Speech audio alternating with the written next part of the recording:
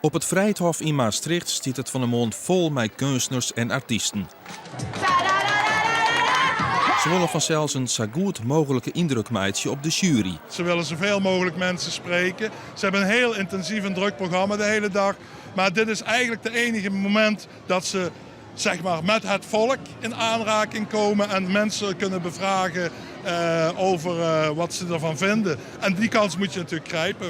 Het programma in Maastricht zelfs is kwad, want letter op het dij brengt de jury ook nog een besite on Genk en Luik.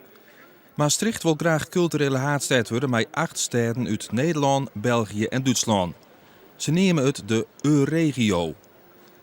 De jury had nog alle 3 steden bezocht. Morgen met de Ljouwert, Eindhoven en Maastricht nog 1 keer een presentatie aan in Amsterdam.